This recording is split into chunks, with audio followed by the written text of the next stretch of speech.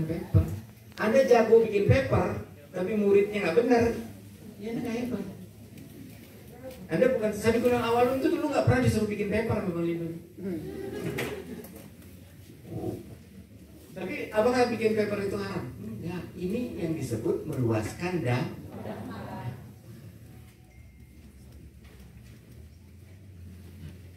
Sekolah alam nggak harus punya buku.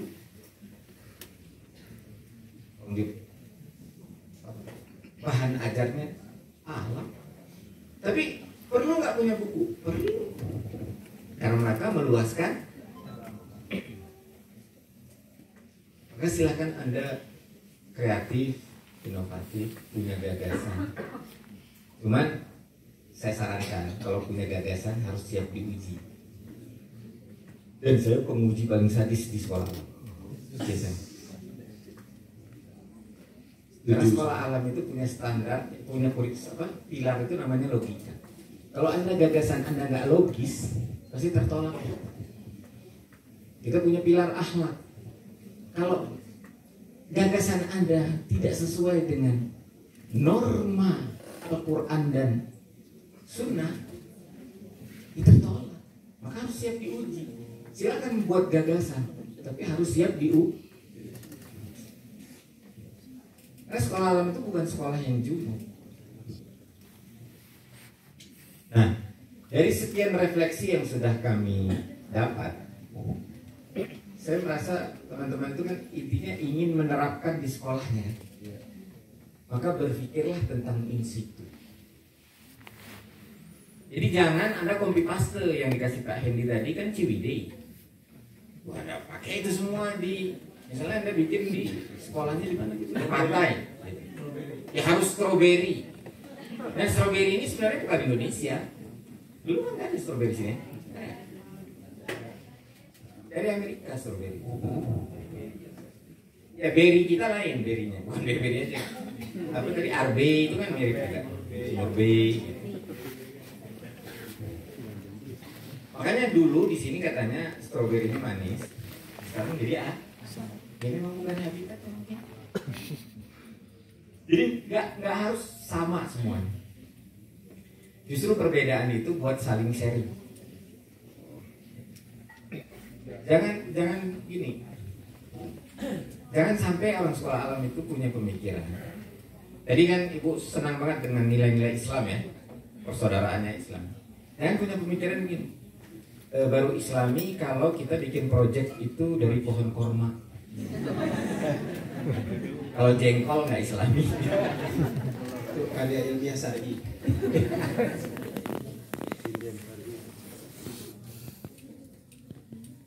Pohon yang nggak punya akidah dalam. Yang punya akidah itu kita. Nah, jadi akhlak itu intinya misalnya anak belajar itu akhlak, belajar di sekolah alam itu akhlak. Pintar itu karunia. Karena belajar maka dia pintar, atau karena dia pintar maka dia mudah belajar. Mana yang benar? Dulu yang benar. Gurunya sama, kelasnya sama, bahan ajarnya sama, metodologinya sama, durasinya sama, frekuensi pengulangannya sama, pesertanya ada 20 orang, hasilnya sama. Kalau pintar itu hasil belajar, harusnya hasilnya sama. Jadi belajar itu sampai pintar, sampai tamat. Makanya judulnya surat tanda tamat belajar, bukan surat tanda pintar belajar. Jadi belajar dari mulai, misalnya matematik, dari mulai bilangan sampai dengan kalkulus diferensial, belajar sampai SMA. Nilainya berapapun di sekolah alam itu dihargai karena dihargai akhlaknya, belajarnya. Kita nggak mengenal KKM, kita KKB, kelompok kekerasan bersenjata. Kriteria ketuntasan belajar. Jadi yang penting si anak sudah belajar sampai tuntas. Beda IQ, anak-anak itu beda IQ. Tapi rata-rata orang itu 90 sampai 100 Itu udah cukup. Sehingga apa yang harus kita lakukan di sekolah alam itu, kalau nilai matematika anak itu 2, apa yang harus dilakukan? Ada yang punya ide? Evaluasi metodenya, bukan suruh ulang belajar. Metode. Kalau manajemennya, evaluasi gurunya, benar nggak metode? Karena kunci sukses, kata Bang Lindo apa? Ada berapa kunci sukses? 3, apa aja? Guru, buku. Jadi evaluasi gurunya, evaluasi bukunya, evaluasi jangan siswanya dievaluasi. Itu akhlak semua. Jadi sekolah alam itu isinya akhlak aja sebenarnya. Logika juga akhlak. Cara berpikir yang benar, yang berakhlak.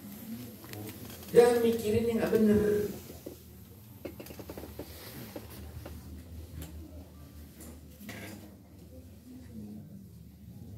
Tidak ada yang tidak akhlak.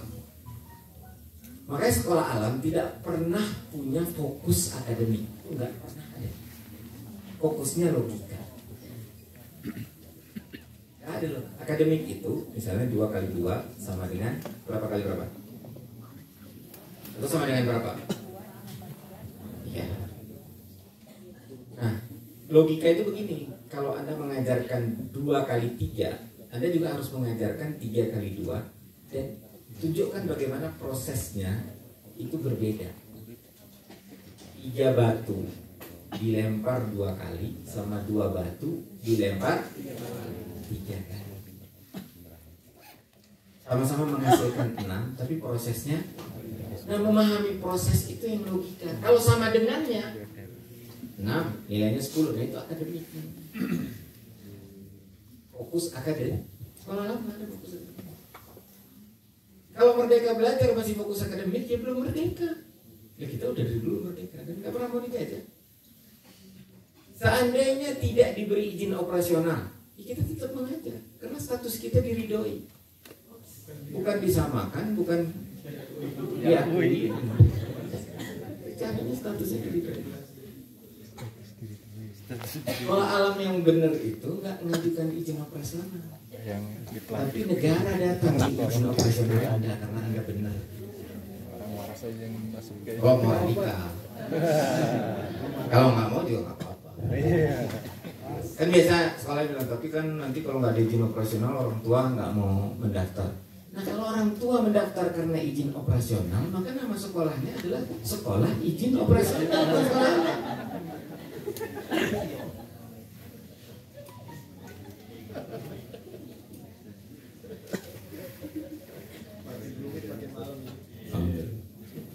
Ngurus izin operasional nggak dosa, tapi kalau menggantungkan diri pada izin operasional, siap-siap masuk neraka.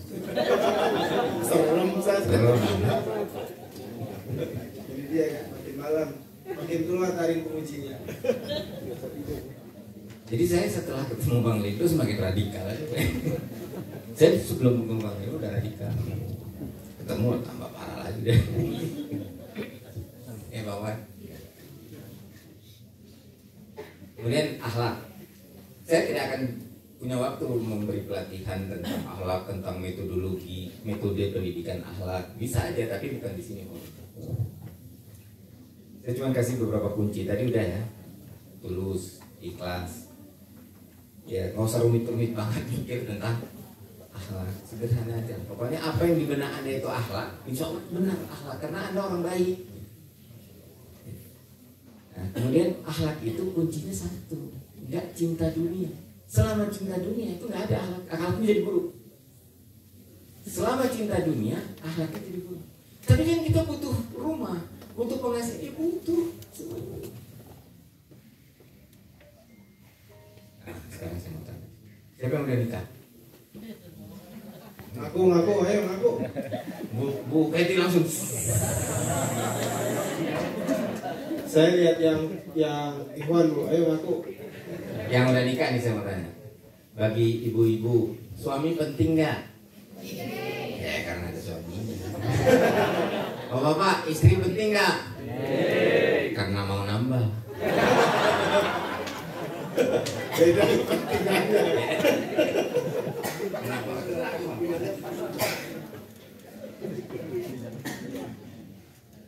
Uang penting nggak uang?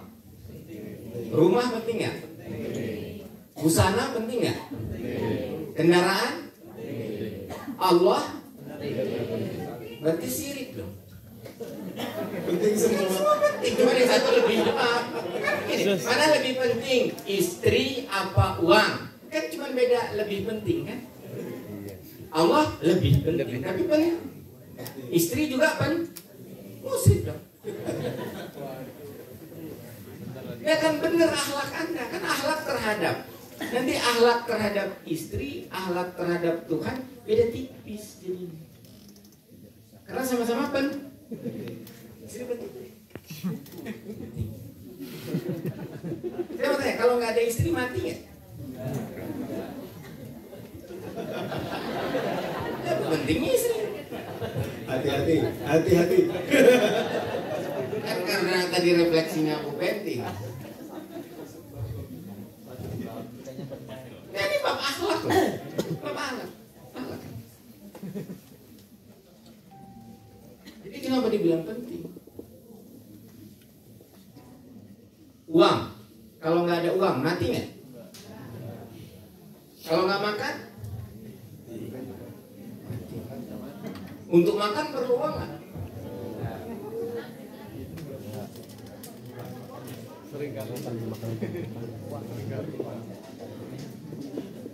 Jadi sekali lagi, istri penting apa enggak?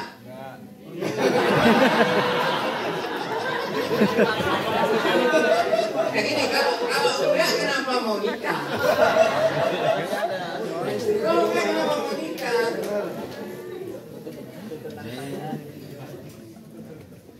Tuntutan, kalau tuntut itu namanya butuh. Kalau kita butuh doang, kita tuh nggak penting pasangan, kita butuh pasangan. Kita butuh uang. Nah kalau salah memposisikan, salah akhlaknya.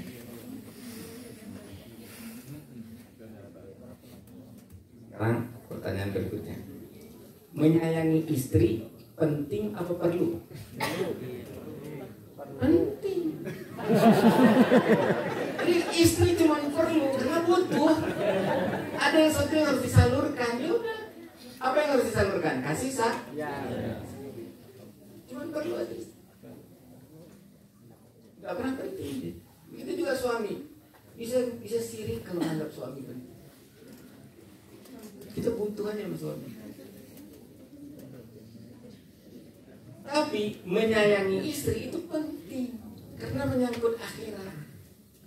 Jadi apa itu yang penting? Yang menyangkut akhirat. Kalau menyangkut dunia cuma butuh, nggak pernah penting. Makanya akhlak itu baru tumbuh kalau Anda tidak cinta dunia. Kalau cinta dunia, nggak usah bicara akhlak. Bohong, palsu, dusta, tipu, kezab. Ada orang cinta dunia berakhlak tuh.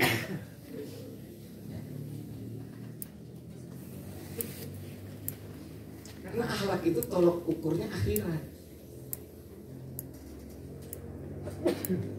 Jadi dua penting apa perlu? Pengen doang. Itu derajat paling rendah, pengen. Terhadap dunia itu.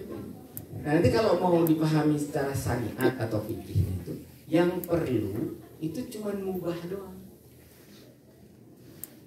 Kalau yang penting itu antara sunnah sampai wajib. Yang pengen antara haram, makruh dan ada yang mubah sedikit. Jadi ya semua yang kita perlukan Allah hukumi mubah. Semua yang kita inginkan ada yang mubah, ada yang makruh, ada yang semua yang penting Allah hukumi sunnah dan wajib. Bahkan bisa wajib ditingkatkan lagi jadi fardu. Jadi kita mendidik anak supaya paham mana yang penting, mana yang perlu, mana yang cuman pengen. Dia kesadaran. Jangan sampai anak sholat hanya karena ada guru, karena ada orang tua. Nggak ada guru, nggak ada orang tua, nggak sholat. Itu makanya pentingnya metode. Melayani suami, penting apa perlu? Penting apa suami penting? Baju penting apa perlu? Menutup aurat? Bajunya cuma perlu. Jadi kalau difungsikan menutup aurat baru dia penting. Uang penting apa perlu? Dibelanjakan di jalan Allah? Itu akhlak gampang. Ya. Jadi semua yang itu kan ada di benak kita sebenarnya kan.